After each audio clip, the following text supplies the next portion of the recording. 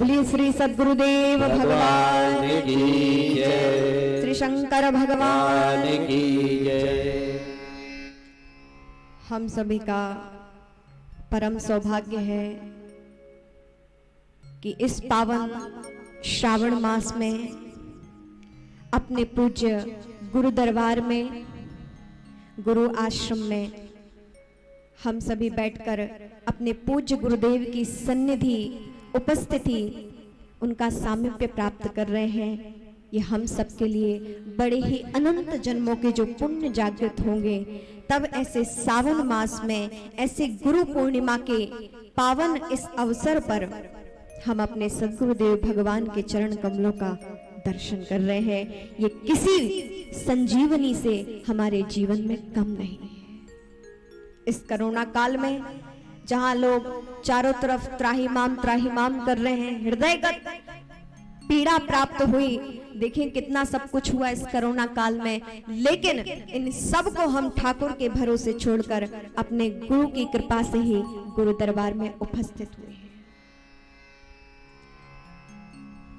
कहीं भी गुरु और परमात्मा में भेद नहीं है। लोग सोचे गुरु और परमात्मा अलग अलग है, तो ये उनकी अज्ञानता और ये उनकी मूढ़ता है, क्योंकि परमात्मा और गुरु में कोई भेद नहीं है।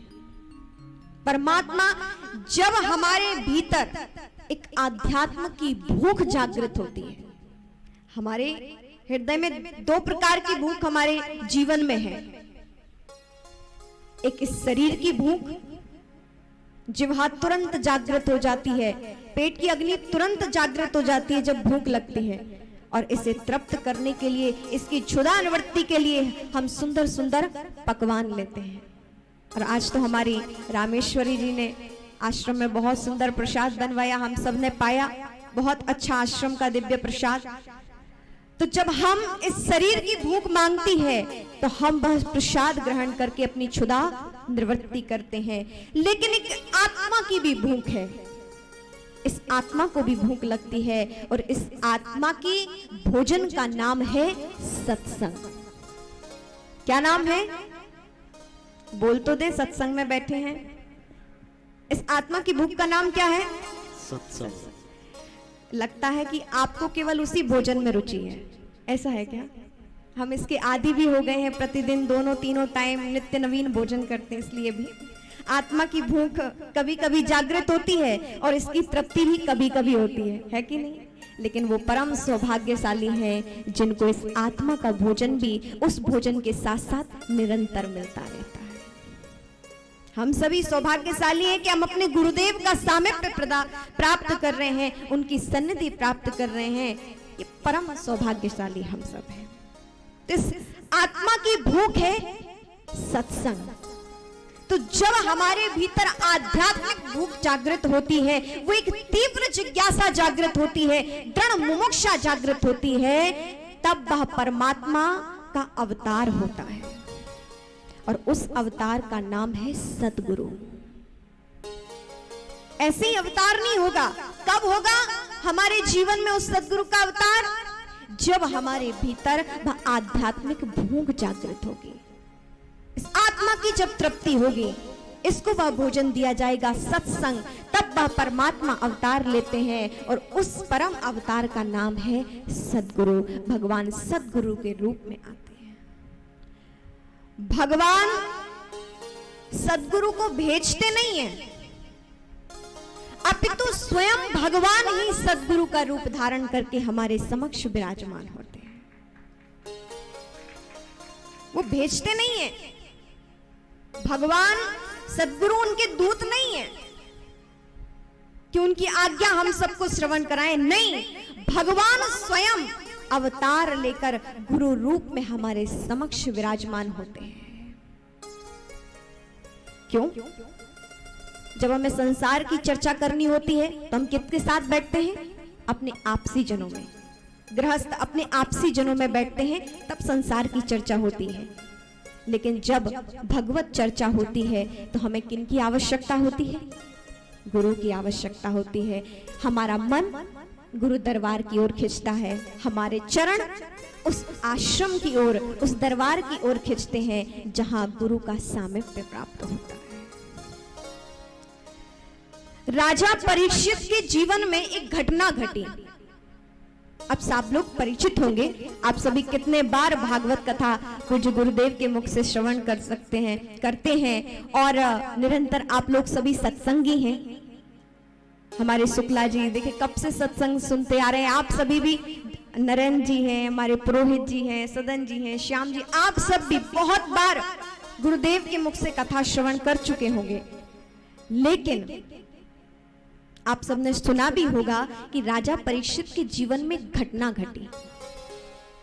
और क्या घटना घटी कि उनसे अपराध हो गया और ऋषि पुत्र का उन्हें श्राप लगा। श्रृंगी ऋषि ने श्राप दिया कि जाओ राजा परीक्षित, तुम्हें 7 दिन में तक्षक नाक काटेगा और तुम्हारी मृत्यु हो जाएगी। अब ये कथा भी याद है कि नहीं?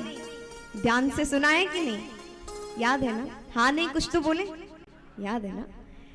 क्या हुआ? 7वें दिन मृत्यु का श्राप मिला, और जो ही श्राप मिला तो राजा परीक्षित इधर उधर नहीं भटके। ये नहीं सोचा कि अभी और हम कितना धन का उपयोग कर लें क्योंकि हमारी मृत्यु होने वाली है, कितने और भोग लें, राजा हैं क्या नहीं कर सकते, 7 दिन में क्या क्या भोग लें। ये मन में विचार नहीं आया, समेटने का विचार नहीं आया, त्याग का विचार आया, छोड़ने का विचार आया। और मन में जब वैराग्य जागृत हुआ तो पहुंचे हैं मां गंगा के तट पर, पावन मां गंगा की शरणागति ली है। और वहां पहुंचकर परीक्षित हाथ उठाकर कहता है, हे मां गंगे, मैं जानना चाहता हूं। एक तीव्र करुण हृदय से पुकार निकली, मन ही मन वह दुखी है। क्यों? कि ये जीवन मैंने न जाने इस राजसी भोगों में कब तक बिताया। वैसे तो राजा परीक्षित परम भक्त थे, लेकिन फिर भी राजा होने के नाते कहीं ना कहीं वह राजस्व उनके जीवन में था। उन बड़ी वैराग्य उत्पन्न हुआ कि मैंने अपने जीवन भर ना जाने क्या क्या किया, चलो लेकिन अब तो कम से कम 7 दिन मेरे जीवन में है जो मैं प्रभु की शरणागति में बिता सकूं। और कहते हैं मां गंगा के किनारे पहुंचे हैं, उनकी शरणागति प्राप्त की है। और कहते हैं उनके मन में करुण पुकार उठी कि मैं जानना चाहता हूं उन परम गुरु का रहस्य क्या है, मैं जानना चाहता हूं इस जीव का स्वरूप क्या है, मैं जानना चाहता हूं उस जगदीश्वर का स्वरूप क्या है। इस माया के जाल से, इस जन्म मरण के चक्कर से मैं कैसे छूट सकता हूं। जब ये उत्कंठा मन में जागृत हुई, मान ले राजा परीक्षित ने वहां पुकारना चालू किया, उस भव बंधन से कैसे निकले, इस मृत्यु के कुचक्र से कैसे निकले। करुण पुकार, हेल्प, हे प्रभु मदद कीजिए, मदद मांगी है। मान ले कोई व्यक्ति कमरे में बंद हो, किसी ने बाहर से दरवाजा लगा दिया हो, व्यक्ति कमरे में बंद हो और उसे निकलने का कोई सूझ नहीं रहा है कि क्या करें, कोई उपाय नहीं समझ में आ रहा है, तो क्या वो वहीं बैठा रहेगा? अपने ऊपर लेकर देखें, बैठे रहेंगे क्या? नहीं, एक पुकार होगी, है मदद कीजिए, होगा कि नहीं? पुकार होगी एक अंतःकरण से। बहुत घंटे बीत जाए, बहुत दिन बीत जाए, तो हम निरंतर क्या होगा, एक पुकार मन में उत्पन्न होगी कि नहीं? एक करुण पुकार की हम इस जाल से कैसे निकले, इस कमरे से बाहर कैसे निकले। अरे कोई सुनते हो, हमें यहां से निकालो। अच्छा देखिए, यदि सुनने को ना होता तो सुनने का ना होता। ध्यान दीजिएगा, यदि सुनने का ना होता तो सुनने का ना होता, यदि शब्द ना होता तो कान ना होते। भगवान ने हमें बेवजह कोई भी चीज नहीं दी है। यदि कान दिए हैं तो इसका मतलब है शब्द है।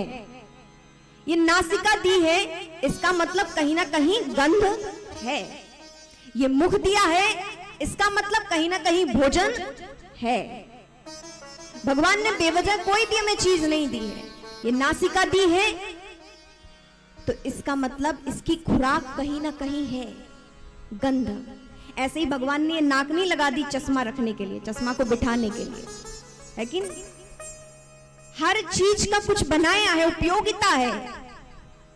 कान है तो इसकी खुराक श्रवण है, आंखें हैं तो इसकी खुराक रूप है, नाक है तो इसकी खुराक गंध सुगंध है, ये मुख है तो इसकी खुराक भी शब्द है। उसने पुकारा, कोई सुनता है, इसका मतलब कोई सुनेगा। और उसने पुकारा, कब तक कमरे में बंद रह सकते? तो पुकार मन में उठी, जागृत हुई। मान लो कहीं वह आग लगी है और वह नहीं जानता कि कैसे निकले उस आग से। भीषण आग लगी है, चारों तरफ वह धुआं बिखरा हुआ है, कैसे निकले, कैसे क्या हो? और वहीं पुकार होती है, अरे कोई है, बचाओ। इस तरह की जब पुकार जागृत होती है, इस संसार सागर की आग में हम सब भी झुलस रहे हैं। कोई परिवारों में, कोई संबंधों में, कोई अपने बच्चों से, तो कोई अपने माता पिता से, तो कोई अपने पति से, तो पत्नी। ना जाने संबंधों में, गृहस्थ में लोग कितने उलझे हुए हैं, कितना वह संसार का धुआं इधर उधर बिखर रहा है। भाई भाई को नहीं देखना चाहता, पिता पुत्र को नहीं देखना चाहता, आपस में संबंध कितने उलझे पड़े हैं। ये आग संसार की लगी हुई है, इसमें धुआं उठ रहा है, संबंध खराब हो रहे हैं, धन विपत्ति, कितने कमाने के लिए कितनी कष्ट उठा रहे हैं। ये जीवन, ये जीविका चलाने के लिए क्या क्या नहीं करना पड़ता है। इस संसार में आग लगी हुई है और हमारा बचाव कैसे हो? हमारे अंदर भी एक तीव्र उत्कंठा जागृत होती है कि हम कैसे बचें। और जब ऐसी तीव्र उत्कंठा हमारे हृदय में जागृत होती है, तो इस आग को समाप्त करने वाले, इस जाल से निकालने वाले वो सद्गुरु होते हैं। और जब हमारी पुकार हृदय से हो कि हे सद्गुरु, हे प्रभु, हमारी रक्षा करें, ना तो हमारे जीवन में इन संबंधों को संभालते संभालते हम थक गए, ना ये ठीक हुए, धन कमाते कमाते थक गए, फिर भी अभी भी लोभ है कि फिर भी कमाए। और बहुत सी चीजें हैं जो इतना उलझे हुए हैं, और इस उलझन को कोई मिटा सकता है तो वो है सद्गुरु। एक हृदय की पुकार। जब आपको कष्ट होता है तो आप किसे पुकारते हैं? दो को ही पुकारते हैं, एक परमात्मा और दूसरे सद्गुरु। तीसरा कोई है? यदि कोई हो तो मुझे भी बताइएगा कि आप अपनी विपदा विपत्ति किन से शेयर करते हैं, किन्हें बताते हैं? क्योंकि आपकी विपत्ति दो ही जगह सुलझ सकती है, एक परमात्मा के पास और दूसरी सद्गुरु के पास। हम भी बहुत जंजाल में फंसे हुए हैं। हमारे हृदय की जिस दिन वह करुण पुकार जागृत होगी, हृदय से एक मुमुक्षा जागृत होगी कि हे प्रभु, हम भी संसार सागर से उभरना चाहते हैं, तब वह परमात्मा हमारे बीच अवतार लेता है। और वह परमात्मा जो अवतार लेता है, वह अवतार सद्गुरु का होता है। ऐसे परमात्मा स्वरूप श्री सद्गुरुदेव भगवान भी हमारे समक्ष विराजमान है। राजा परीक्षित गंगा किनारे पहुंचे। उन्होंने एक अंदर से पुकार जागृत हुई कि मैं जानना चाहता हूं कि इन 7 दिनों में परमात्मा का स्वरूप क्या है, मेरा स्वरूप क्या है, इस जग का स्वरूप क्या है, मैं कैसे इन बंधनों से मुक्त हूं। जब ये आध्यात्मिक पुकार उनके मन से निकली, जागृत हुई एक मुमुक्षा, एक जिज्ञासा, तो वहां पर स्वयं परमात्मा सद्गुरु सुखदेव भगवान का रूप धारण करके आए हैं। तत्राभवत् भगवान व्यासपुत्र यद्रक्षयागामटमानोऽनपेक्षः। दिव्य भगवान परमात्मा ही सुखदेव स्वरूप धारण करके गंगा के किनारे आए हैं, राजा परीक्षित के दुख को दूर करने के लिए। राजा परीक्षित ने कोई सुखदेव भगवान से मुहूर्त नहीं निकलवाया था, उनको पहले से नहीं मिले थे। क्या राजा परीक्षित सुखदेव भगवान से निवेदन किए थे कि प्रभु आप मुहूर्त बताइए, हम गंगा के तट पर भागवत कथा का आयोजन करना चाहते हैं। ऐसा था क्या? नहीं था। यह सुखदेव भगवान ने कहा हो कि हाँ राजन, 3 महीने बाद मैं गंगा के किनारे पर आऊंगा और तुम्हारी श्रीमद् भागवत कथा करूंगा। ऐसा था क्या? नहीं था। सुखदेव भगवान ने यह भी नहीं कहा कि रथ भेज देना या ट्रेन का ही टिकट बुक कर देना। कहा? नहीं कहा। गंगा के किनारे पहुंचकर उनके हृदय से वह प्रेरणा जागृत हुई और कहते हैं वहां पर परमात्मा स्वयं सद्गुरु का रूप धारण करके सुखदेव के रूप में वहां पधारे हैं। और परीक्षित की वह आर्तनाद को सुनकर, उस पुकार को सुनकर उनके हृदय की वह सारी विपत्ति दूर की है। ऐसे ही परमात्मा जब हमारे जीवन में वह आध्यात्मिक भूख जागृत होती है, वह सत्संग की एक भूख जागृत होती है, तो परमात्मा ही सद्गुरु का रूप धारण करके हमारे मध्य आते हैं।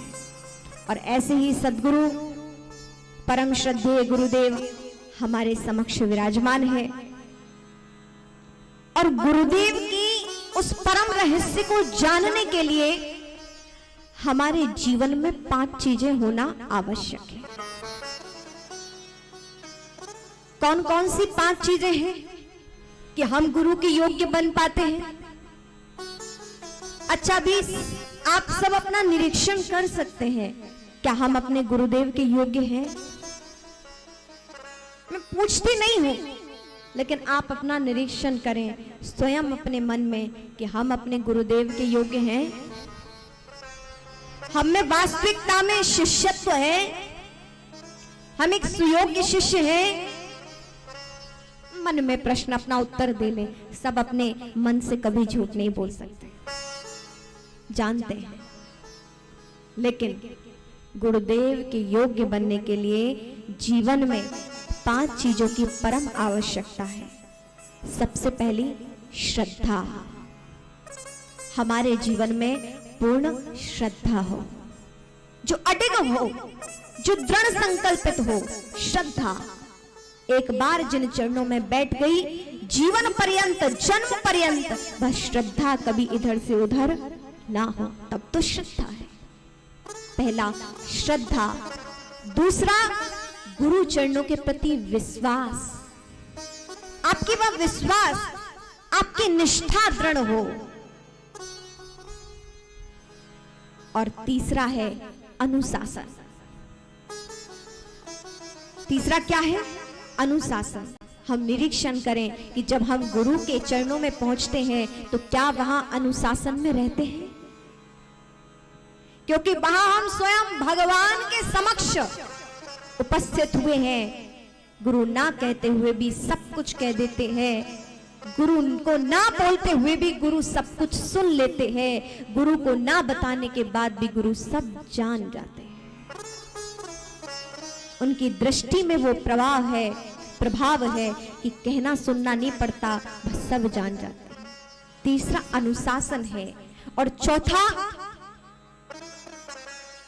मौन है।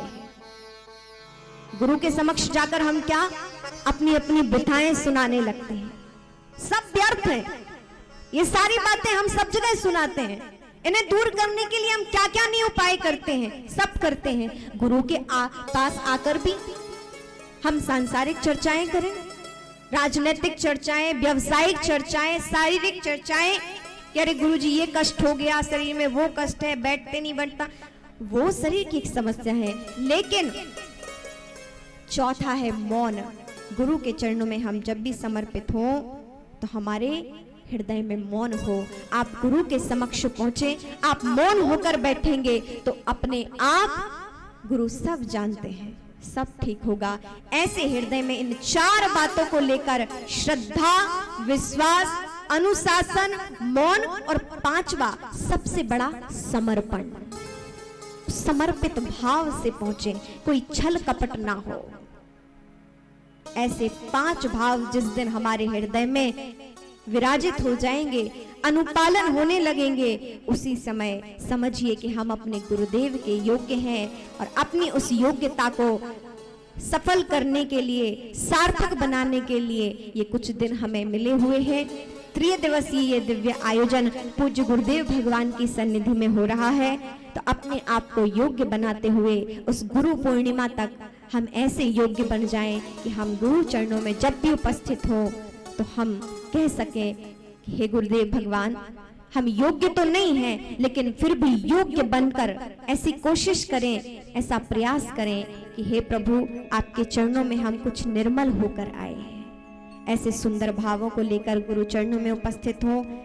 हम सभी अपने गुरुदेव भगवान की सन्निधि उपस्थिति अनुभव कर रहे हैं। पूज्य गुरुदेव भगवान के पावन चरण कमलों में प्रणाम करते हुए मैंने अपनी वाणी को गुरु के समक्ष बोलकर धन्य किया है। मैं परम सौभाग्यशाली हूँ कि गुरु के समक्ष मुझे अपनी वाणी को शुद्ध, निर्मल और दिव्य बनाने का सौभाग्य मिला है। मैं पूज्य गुरुदेव भगवान के चरण कमलों में बारंबार प्रणाम करती हूँ और गुरुदेव भगवान के चरणों में निवेदन करती हूँ कि हम सभी के जीवन को सुमंगल बनाने के लिए, सार्थक बनाने के लिए हम सभी का मार्गदर्शन करें। बोलिए श्री सद्गुरुदेव भगवान